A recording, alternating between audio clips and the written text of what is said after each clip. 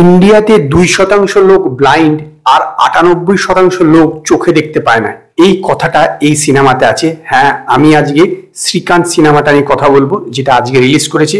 এটি ইন্ডাস্ট্রিয়ালিস্ট শ্রীকান্ত ভোলার আত্মজীবনী। এতে অভিনয় করেছেন রাজকুমার রাও, জ্যোতিকা এবং শরৎ খেলকর। এটি সত্যি কথা বলতে গেলে কি একটি ইন্সপায়ারিং স্টোরি, নো ডাউট খুবই ইন্সপায়ারিং স্টোরি। একজন অন্ধ মানুষ কিভাবে এত বড় একটা এম্পায়ার তৈরি করলো, কিভাবে নিজের একটি সাধারণ অতি দরিদ্র পরিবার থেকে উঠে এসেও সেখানে বোস্টনে MIIT-তে জয়েন করলো এবং প্রথমবার কোনো স্টুডেন্ট, কোনো অন্ধ স্টুডেন্ট যেখানে ইন্ডিয়াতে সায়েন্স নিতে পারে না, সে সেখানে কেস লয়ে কিভাবে সায়েন্স নিল এবং তারপর থেকে এটা চালু হয়ে গেল যে যে কোনো ব্যক্তি, মানে সে যদি অন্ধ হয়ও সেও সায়েন্স নিতে পারবে। মানে এই বিষয়গুলো যে চালু করলো, সমস্ত কিছু যথেষ্ট খুবই ইন্সপায়ারিং।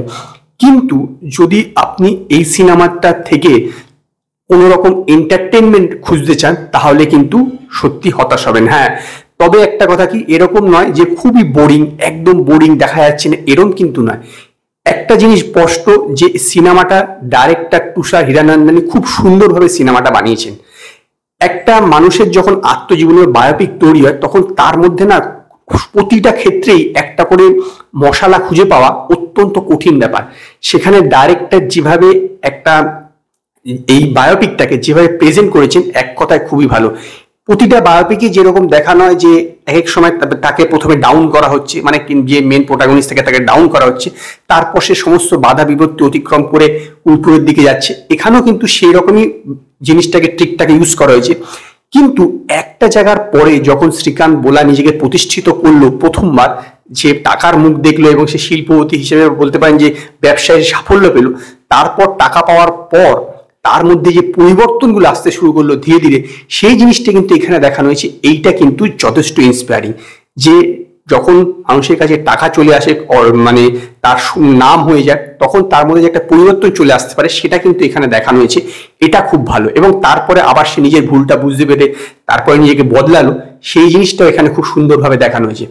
একটা কি, এমনি এই জাতীয় সিনেমাতে না আবেগটাকে অত্যন্ত বেশি মাত্রা রাখা হয়, কিন্তু এখানে কিন্তু আবেগটাকে ওরকম গদগদে রাখা হয়নি যেটা মনে হবে একটা সিনে আপনার চোখে জল এসে যাচ্ছে, তারপরে আবার সেটা চলতেই থাকছে, এরকম কিন্তু করা হয়নি।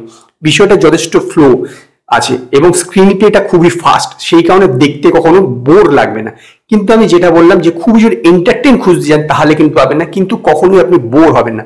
এটি শ্রীকান্ত ভোলার জীবনী এবং সেখানে প্রথমেও যে দেখানো হলো যে তার বাবা মা, যখন বাবা তার জানতে পারলো যে সে অন্ধ, আশেপাশে গ্রামের লোকের কথা শুনে তাকে যখন মেরে ফেলতে যাচ্ছে, মানে জ্যান্ত অবস্থায় পুঁতিয়ে দিচ্ছে সে বাচ্চাটাকে, সেখান থেকে সে এই জায়গায় পৌঁছানো। এবং স্কুলে তাকে একটা বন্ধু বলছে যে তোকে তো রাস্তায় ভিক্ষা করতে হবে, তুই এখন থেকে প্র্যাকটিস কর। এবং সেই ছেলেটিকে আবার সে যখন তার নিজের কোম্পানিতে কাজ দিল, এবং যদিও সে প্রথমে কাজ করতে ছিল তখন তাকে না বলে দেয়, সেই সময় সে অর্থের মোহে, সুনামের মোহে একটা আলাদা পরিবর্তন এসেছিল, তারপর সে সেখানে কাজ দিল। সমস্ত কিছুই কিন্তু খুবই ইন্সপায়ারিং। এবং জ্যোতিকা যে রোলটা করেছে একজন টিচার, তাকে সম্পূর্ণভাবে, মানে সে যখন স্কুলে ভর্তি হলো সেখান থেকে হায়দ্রাবাদে, সেখান থেকে যেভাবে তাকে সাহায্য করেছে, তারপর নিজের বাড়িতে রেখে সমস্ত কিছু খুবই ইন্সপায়ারিং। এবং অভিনয়ের কথা বললে রাজকুমার রাও অত্যন্ত দুর্দান্ত অভিনয় করেছে।